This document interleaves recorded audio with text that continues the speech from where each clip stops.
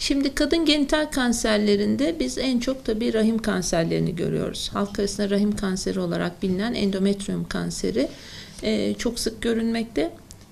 Tabii bunun risk faktörleri var ki en başta gelen risk faktörü obezite ki çağımızın belki de salgın hastalıkları olarak niteleyebileceğimiz bir durum.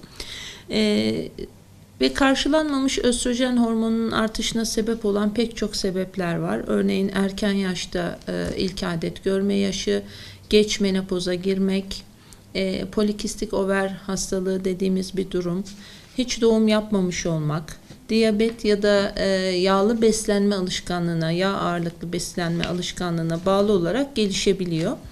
Ayrıca bir de Lynch sendromu ve diğer bağırsak kanseriyle seyreden, kalın bağırsak kanseriyle birlikte seyreden kalıtımsal yani ailevi tipleri de mevcut. Tabii rahim kanseri en sık görüleni ama en azından semptom belirti vermesi dolayısıyla biraz daha erken tanıyabildiğimiz, hastayı doktora götüren bir kanser türü. Çünkü hastanın düzensiz kanamaları ya da beklenmeyen bir kanaması olduğunda doktora başvuruyor. Fakat diğer örneğin yumurtalık kanserleri biraz daha sinsi seyirli. Tanı alması uzun zaman alabiliyor. Hasta şüphelenmiyor çok fazla. Çünkü çok fazla semptom belirti vermiyor.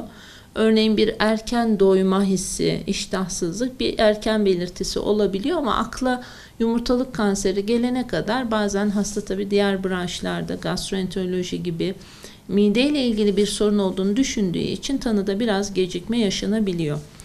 Bir diğer kanser türü rahim ağzı kanseri ki tarihin belki de hani bir mikroorganizmanın, bir mikrobun yol açtığı kanser olarak tarihin önemli köşe taşı hastalıklarından biri. Çünkü bir tarama testi var. Servikal smear tarama testi dediğimiz ki buna bir de HPV Human Papilloma virüs taraması eklendi. Çünkü etken mikroorganizma HPV. Bu tarama testleriyle çok kolaylıkla tanısı erkenden konabiliyor ve böylece de erken tedavi şansı tanınıyor. Tabii buna bağlı aşılar geliştirildi. Yani bu konudaki gelişmeler son derece süratli ve yüz güldürücü. O yüzden de tanısını erkenden koyabildiğimiz kanser türlerinden biri. Diğer kadın kanserleri, vulva ve vajen kanserleri çok daha nadir görülüyor bu saydığımız diğer kanserlere göre. Ama onlar da semptom verdikleri için eğer hasta ihmal etmeden hekime göründüğünde erken tanıyla yüz güldürücü tedavi sonuçları elde ediyor. Bütün kanserler için aslında erken tanı hayat kurtarıyor. Bu meme kanseri için de böyle. Meme kanserine de değinmeden geçmeyelim. Hastaları özellikle kendi kendilerine muayeneye yöneltiyoruz. Mutlaka kendilerini muayene etmelerini ve ilgili hekimlerine vakitlice başvurmalarını istiyoruz. Tabii bu kanser tarama testleri yapılırken şunu unutmayalım, muayenenin esas olduğunu, sadece tetkik yaptırmanın değil, asıl hekim muayenesinin temel taşı olduğunu belirtelim.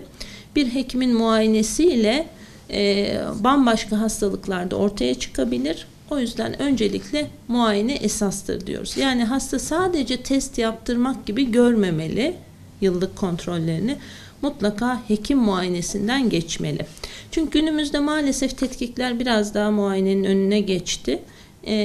Halkımız hani tetkik yaptırmak amacıyla başvurur oldu hastanelere. Bunu böyle görmeyelim. Hekime muayene olmak işin sırrı. Tabii bir de kanserden Tedavi sonrası biz genelde nüksleri, yani yeniden kanserin ortaya çıkması genelde ilk 2 yıl içinde oluyor. O yüzden kanser tedavilerini tamamlayan bütün hastaların da sonraki kontrollerinde, özellikle ilk 2 yıl içinde mutlaka sık aralıklarla kontrollerini aksatmadan sürdürmelerini istiyoruz. Biyopsi bazen tanı koymada yetersiz kalıp tekrarı gerekebiliyor. Bu durumda hasta bazen korkuyor, tekrar biyopsi yaptırmak istemiyor vesaire. Bunu şöyle düşünmeliyiz. Bu işin tekniği gereği bazen hakikaten biyopsi kanser tanısını atlayabiliyor. Eğer tekrarının gerektiği söylenirlerse lütfen ihmal etmesinler ve onları da yaptırsınlar. Şimdi rahim kanserlerinde tabii ne kadar erken teşhis o kadar etkin tedavi oluyor. Çünkü rahim kanserinde teşhiste gecikirsek kanserin evresi ilerlediği için kullanacağımız tedavi modaliteleri de değişiyor. Tek başına cerrahinin yeterli olabildiği bir evreden artık cerrahi artı kemoterapi ve radyoterapinin gerektiği evrelere geçmiş olabilir kanser. Bu durumda tabii çok daha zor bir tedavi süreci hastayı bekliyor. Kimi yan etkiler ortaya çıkabiliyor veya hakikaten kanserin grade'inin yüksek olması, evresinin de ileri olması dolayısıyla tedavinin yetersiz kalabildiği durumlar oluyor. Ama ne kadar erken yakalarsak artık rahim kanserlerinde sadece cerrahi ile bile tam kür sağlayabildiğimiz vakalar var ve bu sayede hasta tamamen kanserden kurtulmuş olarak hayatına devam ediyor. Bir de bu ailesel kanserlere değinmek lazım belki ayrıca. Ailesel rahim kanserine yol açan sendromlar olduğu gibi bir de yumurtalık kanserine yol açan, meme ve yumurtalık kanserine yol açan durumlar oluyor. Bunun için bazı genetik testler gerekiyor. Biz o yüzden hastaları muayene ederken aldığımız anamnezde, yani hastanın bilgilerini alırken mutlaka ailedeki kanser öyküsünü de sorguluyoruz.